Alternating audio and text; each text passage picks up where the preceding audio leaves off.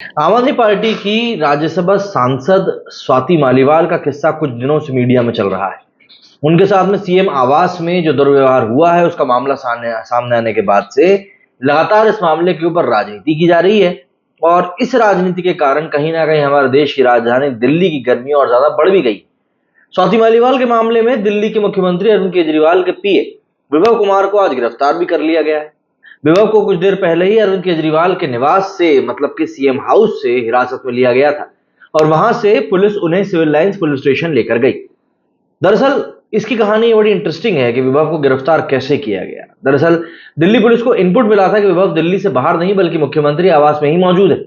जैसे ही पुलिस विभव को लेकर सिविल लाइंस पुलिस स्टेशन पहुंची तो वहां पर आम आदमी पार्टी के लीगल सेल का प्रमुख संजीव नसियार ने जबरदस्ती घुसने की कोशिश भी करी। इसके बाद दिल्ली पुलिस ने उन्हें धक्का देकर एक तरफ कर दिया। सोर्सेस के मुताबिक विभव कुमार ने अपनी शिकायत को लेकर दिल्ली पुलिस को जो मेल भेजा था, दरअसल उसी का आईपी एड्रेस पुलिस ने ट्रेस कर लिया। कई टीमें विभव की तलाश में लगातार लगी हुई थी और फाइनली विभव को सीएम आवास से हिरासत में लिया गया। इन सब के बीच में स्वाति मालीवाल के इस पूरे मामले में एक नया वीडियो भी सामने आया है। आम आदमी पार्टी के सोर्सेस के मुताबिक ये वीडियो सीएम हाउस का है और ये 13 मई का ही है। सीसीटीवी वाले इस वीडियो में साफ दिख रहा है कि स्वाति मालीवाल तेजी से सीएम हाउस से बाहर निकलती नजर आ रही है और एक महिला सुरक्षा कर्मी उनका हाथ पकड़कर बाहर ले जा रही है। इस दौरान 3 और सुरक्षा कर्मी भी नजर आ रहे हैं। दरअसल 13 मई को स्वाति मालीवाल से मारपीट की घटना सामने आई थी और उन्होंने अरविंद केजरीवाल के करीबी विभव कुमार पर गंभीर आरोप लगाए थे। इसके बाद उन्होंने एफआईआर भी दर्ज करवाई और शुक्रवार को कोर्ट के सामने उन्होंने अपना बयान भी दर्ज कराया जिसमें विभव कुमार पर गंभीर आरोप लगाए।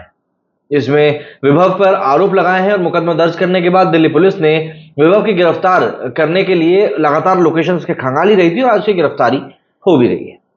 स्वाति मालीवाल ने दरअसल विभव के खिलाफ जो एफआईआर दर्ज कराई उसमें गंभीर आरोप लगे। एफआईआर में स्वाति ने कहा है कि मैं दिल्ली में मुख्यमंत्री अरविंद केजरीवाल से मिलने गई, उनके कैंप ऑफिस गई थी। ऑफिस जाने के बाद सीएम के पीए विभव कुमार को मैंने फोन किया लेकिन मुझसे संपर्क नहीं कर सका। फिर मैंने उसके मोबाइल नंबर पर मतलब व्हाट्सएप के जरिए एक मैसेज भेजा, हालांकि कोई जवाब नहीं आया।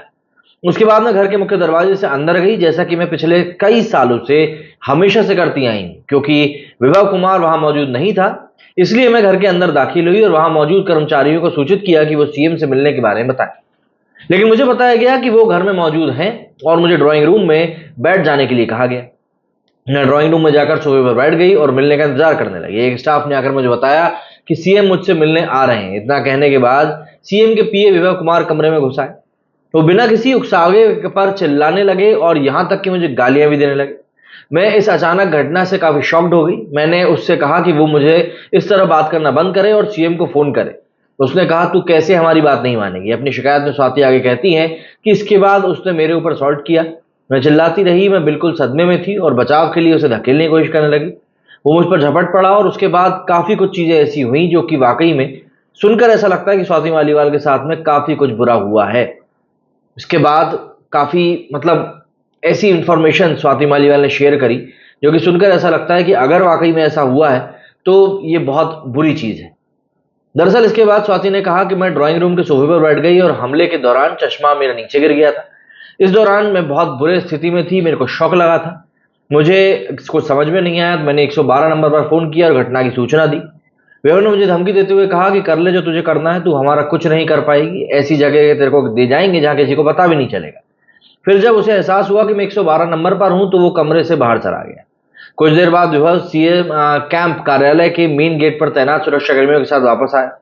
विभव के कहने पर सुरक्षा कर्मियों ने मुझसे चले जाने के लिए कहा। मैं उनसे कहती रही कि मुझे यहाँ पर गलत तरीके से मेरे साथ गलत काम किया गया है और मेरी हालत उनको देखनी चाहिए।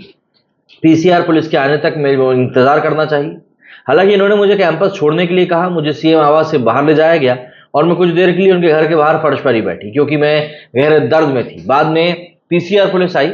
मैं ऑटो में बैठकर जाने के लिए निकली क्योंकि मुझे बहुत दर्द था और पूरी तरह से मैं सदमे में थी, मैं टूट गई। किसी तरह मैंने हिम्मत जुटाई और ऑटो को वापस जाने के लिए कहा और मामले की रिपोर्ट करने के लिए सिविल लाइंस थाने पहुंची। मैंने एसएचओ को घटना के बारे में बताया। मुझे भयानक दर्द था और मेरे मोबाइल पर भी मीडिया के काफी कॉल आने लगे। दर्द और घटना का राजनीतिकरण ना करने की वजह से मैं लिखित शिकायत दर्ज किए बिना पुलिस स्टेशन से चली। मेरे हाथ पैर और पेट में काफी गंभीर दर्द हो रहा था। आपको बता दें कि स्वाति मालीवाल से हुई मारपीट के मामले में दिल्ली पुलिस ने शुक्रवार को सीएम हाउस पहुंचकर सीन को रिक्रिएट किया। शुक्रवार की शाम 4:40 पर एफएसएल की एक टीम मुख्यमंत्री आवास पर जांच के लिए पहुंची। साथ में दिल्ली पुलिस की भी एक टीम मौजूद थी। करीब आधे घंटे के बाद यानी 5:15 पर एफएसएल की टीम अपनी जांच के बाद वापस लौट गई। तकरीबन सवा घंटे के बाद यानी 6:15 बजे एफएसएल की टीम अपनी अत्यधिक और हैवी इक्विपमेंट के साथ वापस मुख्यमंत्री आवास पर पहुंची और इस दौरान वहां पुलिस की टीम भी मौजूद रही।